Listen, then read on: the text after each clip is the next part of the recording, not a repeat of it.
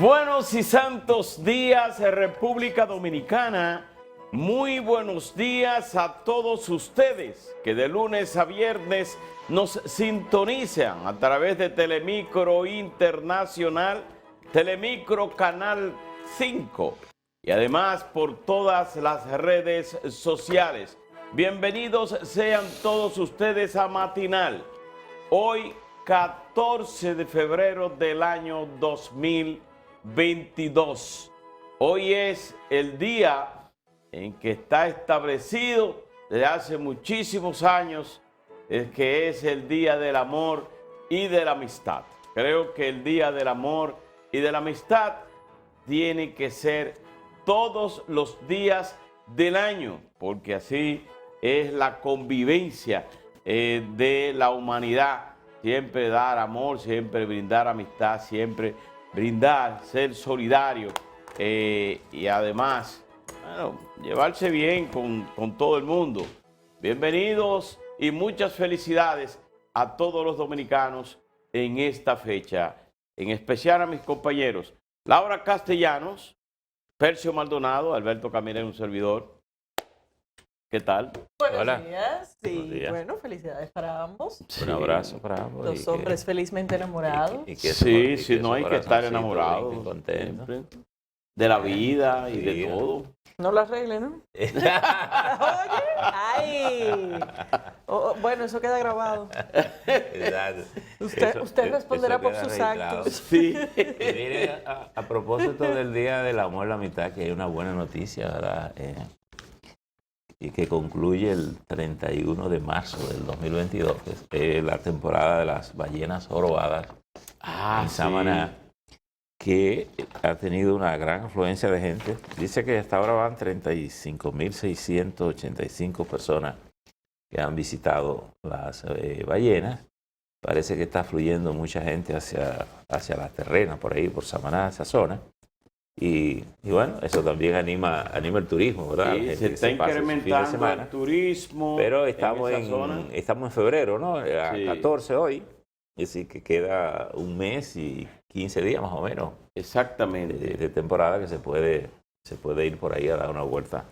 Y que cada la vez ballena. más son los ciudadanos dominicanos que van y acuden a esa zona. Y dice que parece que cada vez más están viniendo más Sí. ballenas. Y usted sabe que vi ayer, no sé si era aquí o en qué parte, pero sí vi a dos ciudadanos que estaban acariciando o sea, se veía el video real, acariciando a una ballena.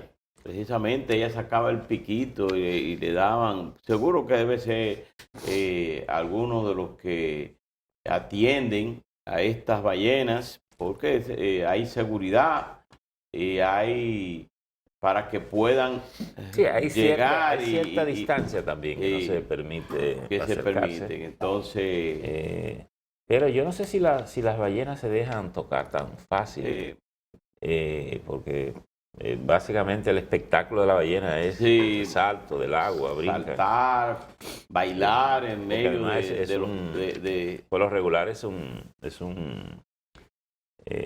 especie bastante grande. sí. Hay una que se hace Yo bastante corpulenta. una de esas de ese espectáculo lo vi varias veces, pero la última vez no me fue muy bien. Porque ya estábamos casi al final de marzo y te voltearon entonces el bote. estaba el mar muy picado. Y entonces los que te llevan en el, creo que es un catamarán, ¿verdad?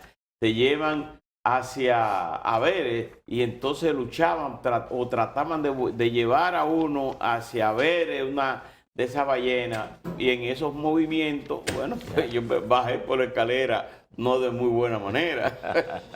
Mareado. Bueno, Sí. Pero lo que pasa fue es que- divertido. lo que pasa es que Mareado. para poder realmente ver las ballenas tienen que tienen que meterse más hondo, por Más decirlo hondo, de alguna sí. manera, y eso pues Sí, para muchas personas trae un tema de mucho mareo, Sí, etcétera. exactamente. Pero la verdad es que vale la pena. Es una, Vale una la pena, experiencia sí, hermosa. vale la pena. Y- Qué bueno. y- Miren, y es en un atractivo, la verdad. Es un regalo de la naturaleza. como un dicen, regalo a la ¿verdad? naturaleza. Sí, porque en esa fecha vienen de todos los lugares, porque tenemos sobre todo aguas. la zona fría. Sí, de zonas Países frías fríos. vienen a aguas calientes como el de la Emigran. República Dominicana en el Atlántico, y ahí entonces Bueno, la cría. Dirán las ballenas que ellos también vienen a hacer turismo. Ellos vienen a hacer turismo. Mire, ayer el presidente Luis Abinader, bueno, pues dejó inaugurada lo que es el corredor de la Winston Churchill, y que recorrerá 12 kilómetros. Estamos hablando que son cerca de 90 vehículos en 47 paradas que tendrán en esos lugares, y los ciudadanos pagarán 35 pesos, pero podrán hacerlo de manera electrónica. Siempre hemos planteado de que la colectivización del transporte debe ser la apuesta en la República Dominicana. Metro, ahora que están los teleféricos, tanto el de aquí de Santo Domingo como el que se está haciendo en Los Alcarrizos, y la otra parte es los autobuses. Sacar de las calles los destartalados vehículos que hacen de concho. El presidente anunciaba que muchos de esos choferes que tenían más de 65 años, bueno, pues se le entregó o se le va a entregar una pensión digna. Los demás han sido incluidos en este proceso de colectivización del transporte en ese corredor. En esas guaguas fueron entregadas Rafael Pulinario, que va. Esto se suma al corredor de la Núñez de Cáceres, y en el día de hoy, bueno, pues la Oficina Metropolitana del Transporte, ONSA, hará lo propio. El corredor estrena el corredor del Abraham Lincoln. En otras oportunidades se ha intentado hacer este tipo de acciones por colectivizar el transporte, y eso ha ido de más en menos. Ojalá que pudiéramos tener, que no se queden como en otras oportunidades, porque sustituyen los vehículos destartalados por autobuses, y luego se quedan los autobuses, y si se quedan los vehículos destartalados. Es sacar completamente para poder tener un dignificado lo que es el transporte en la República Dominicana, pero también sacar las banderitas y sacar esos vehículos pequeños que andan en las calles como si fueran echando carreras. Eso hay que mejorarlo bastante, pero todo esto yo creo que tiene un comienzo, y hay que ver que esto se desarrolle bastante bien para que podamos tener ya un transporte con autobuses en todo el territorio nacional. Bueno, el gobierno no ha dado detalles de cómo es que va a funcionar esta estructura, aunque sí ha reconocido que tiene una naturaleza empresarial, en el sentido de que hay una serie de propietarios de vehículos, unos 285, que pasarán de alguna manera a ser los accionistas o beneficiarios, porque no se aclara bien si esto es una empresa, si esto es un fideicomiso, ¿no? Se hizo omisión respecto al tipo de estructura, y sí se dice claramente que se trata de un modelo de alianza público-privada. Significa pues que ahí el gobierno está haciendo también algún tipo de aporte más allá de la operación de la ruta, y bueno, lo que complementa la información es el tema de que hay 64 choferes que están siendo pensionados de ese grupo que ya operaba en este tramo. Vamos a ver cómo esto funciona. Insisto, no hay mayor información de cuál es la estructura bajo la cual va a funcionar este modelo, a diferencia de la Lincoln, lo que se está anunciando en la Lincoln, y que de hecho me llama la atención, porque yo tenía la impresión de que las OMSA ya operaban en la Lincoln, pero bueno, se está anunciando ese corredor, pero en ese caso se trata de la OMSA. En el caso de la Churchill, insisto, se trata de un modelo relativamente nuevo, al parecer, porque estas dinámicas de colaboración del Estado en la cual el Estado aporta vehículos o algún otro tipo de beneficio a choferes de rutas, tiene poco de nuevo. En realidad eso es algo que se ha hecho en varias ocasiones y en la mayoría de ellas de forma fracasada, en el sentido de que no busca soluciones que sean sostenibles a largo plazo y al final termina todo en deterioro y bueno, y como quiera, con una política en manos de los choferes que siempre tienen una serie de exigencias que terminan materializándose de forma poco civilizada en la mayor parte de los casos. Pero bueno, en este caso se supone que se trata de una alianza público-privada. Vamos a ver si eso trae algún tipo de modelo de gestión distinta, que insisto, no se explica muy claramente, que permita pues que la inversión que sea que está haciendo el Estado con relación a este tema, que tampoco queda 100% claro, pues de alguna manera se pueda preservar en el mediano plazo para que realmente cualquier condición y mejoría en el servicio pueda mantenerse y que no estemos en 5 o 8 años teniendo que repetir este tipo de inversión.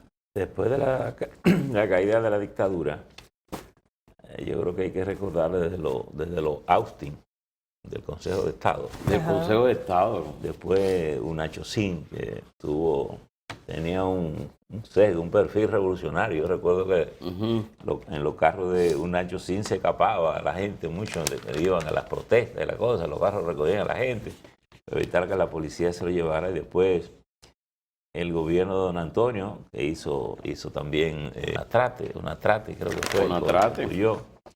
Como un servicio colectivo, después vino la ONCE, en fin, ha venido de todo. Pero yo he escuchado de boca del presidente de la República y escuché también a Polinario, ese dirigente que está ahí. Sí, era más Polinario. Que no es más que Cambita. Cambita. Entonces, te puede llamar como quieras. Si no le dice Cambita, sí, no se sabe quién. No se sabe quién. Cambita. Bueno, he escuchado y tienes razón, Laura, en el sentido de que no está, como que no queda tan definido bien si es una compañía, si es un fideicomiso, una cosa. Pero el concepto es que esos choferes pasan a ser como copropietarios, o accionistas, como le han llamado, del proyecto. No sé quién es el principal accionista, no sé si es el sindicato de Cambita, porque Cambita sería como el Antonio Marte de esa ruta. Para que como el Antonio Marte de la Núñez de Cáceres. De la Núñez de Cáceres, correcto. Sí. Entonces, y Cambita es de la Winston Churchill. Cambita tiene ese. Que la participación de Cambita no lo sé. ¿Cuánto le da el Estado por los autobuses? Tampoco. No sé si el aporte es en exoneraciones y este tipo de cosas o en financiamiento. Pero sí sé que los vehículos son financiados y hay que pagar la cuota. O sea. Entonces, algunos de los choferes, como bien ha dicho, serán pensionados. Se dijo incluso de 10,000 pesos mensuales que le iban a poner, otros 20,000. Exactamente no sé, porque tampoco es un detalle como que se conoce con la precisión oficial de saber exactamente lo que es. Y algunos de estos choferes pasarían también a trabajar en el proyecto, ¿correcto? Es decir, que lo que dejarían es de manejar sus autos, a lo mejor pasan a ser choferes de los autobuses, a lo mejor pasan a ser personal de apoyo a nivel técnico, de cómo va a operar la ruta, organizar la ruta, en fin. Pero es un esfuerzo más de tratar de dar respuestas al transporte. Cuando uno ve 35 pesos, pudiera uno pensar que es poco, pero con el nivel de salario que nosotros tenemos aquí y la gente que se monta ahí, quitarle 35 pesos todos los días le da en la madre a los ingresos de la gente. Que tú estarías hablando de cuánto. Sí, porque normalmente además esa ruta de la Churchill Es una ruta Esos son complementaria. 300 por 3, ¿verdad? Es decir, sería 3, 15 llevo 1, 12, 13. Eso serían ¿cuánto? Como 1.300, casi 1.400 pesos mensual. Pero sobre todo porque quienes usan esa línea Digo, de transporte... Eso es para ir, porque uno supone que tú el que va Sí. vuelve, ¿verdad? Sí, pero no solamente eso, Es que sino tú que el estarías que hablando use de esa ruta 3.600. llega de otro sitio también.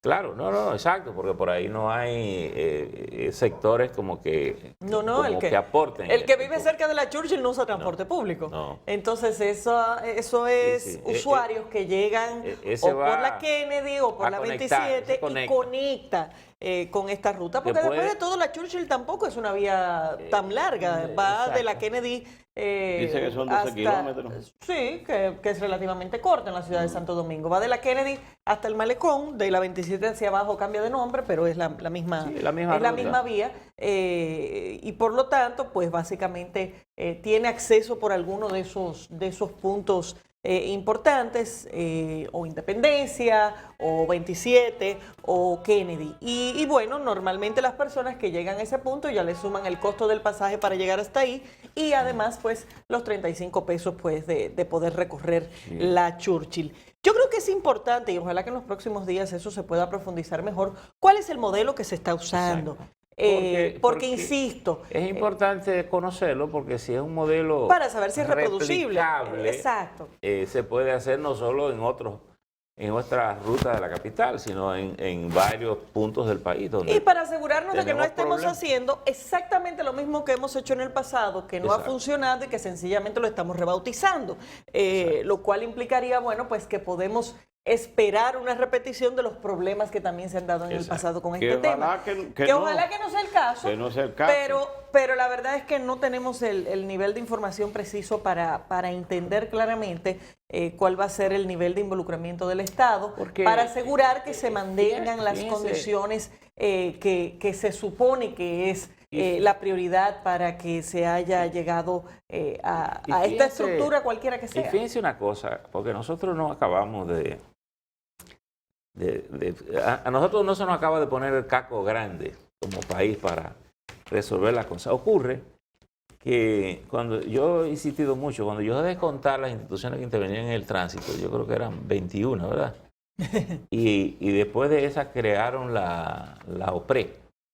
Pues en el propósito de la OPRE era asumir el control del tránsito, de organizar el tránsito.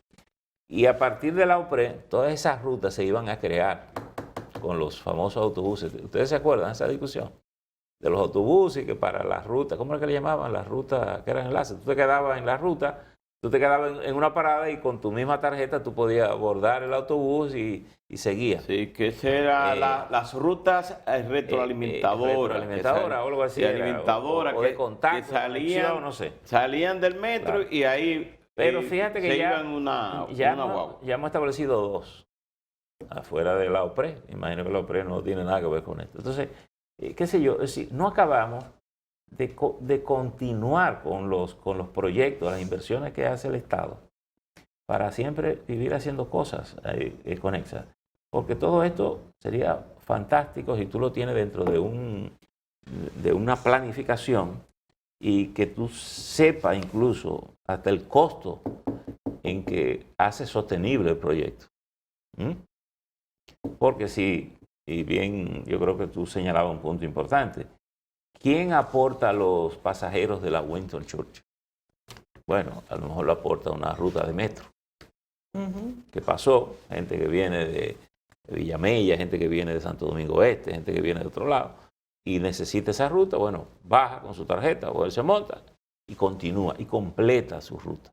Y hace lo mismo para retornar, porque nadie se queda, ¿verdad? En la colectividad, tú no sales y te quedas, tú sales y vuelves al punto de partida. Es una cosa natural, lógica.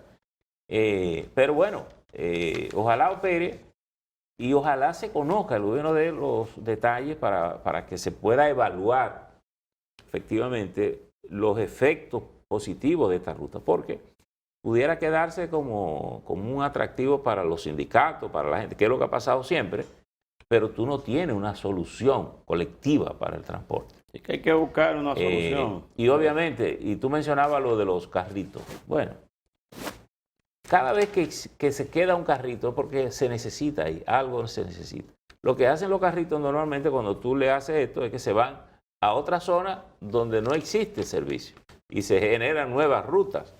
Pero no, ¿por qué no muere el carrito?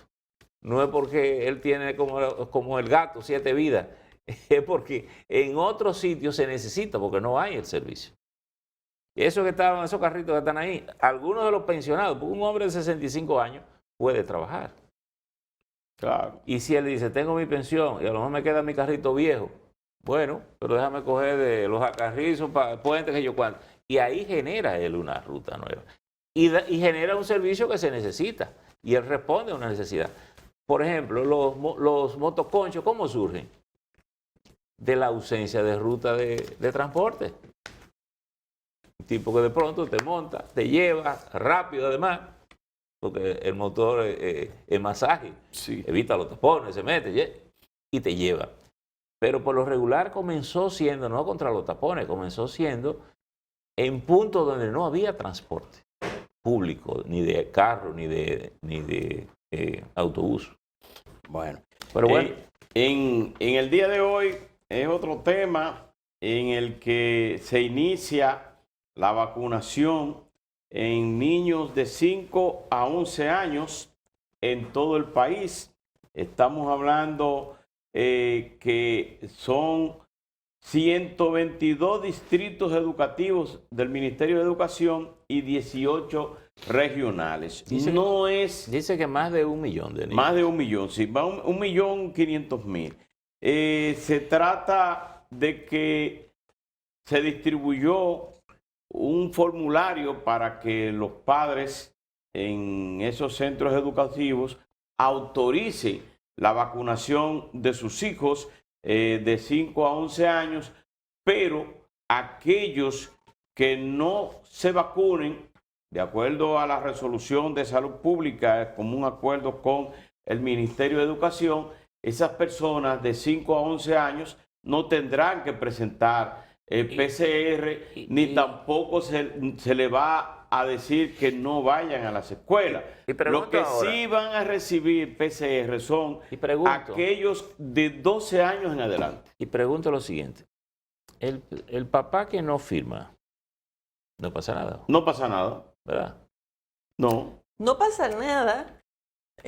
Por lo menos ya esa es la versión el día de hoy, porque Sí. recordemos que a final de la semana pasada empezó a circular la fotografía de uno de estos consentimientos en una escuela en particular, donde se indicaba que aquellos padres que no firmaran el consentimiento iban a tener que llevar semanalmente una prueba PCR a la escuela. Evidentemente algo que equivale a un constreñimiento hacia la familia, porque si a ti te obligan a pagar una prueba semanal, pues evidentemente te están obligando a vacunar a los niños. En este caso, bueno, esa información ya ha sido desmentida. Lo que no queda claro es si era una información incorrecta o si sencillamente se recogió la información. Porque era un formulario que estaba claramente identificado con el nombre de un centro educativo y que llegó a las redes sociales como llegan tantas cosas que evidentemente al final no se sabe quién lo subió, pero que parece tener características de veracidad. Pero parece... Ahora, el gobierno parece que lo ha recogido el tema, sin embargo, hay que insistir en que estos son consentimientos que tienen que tener un estándar legal mínimo.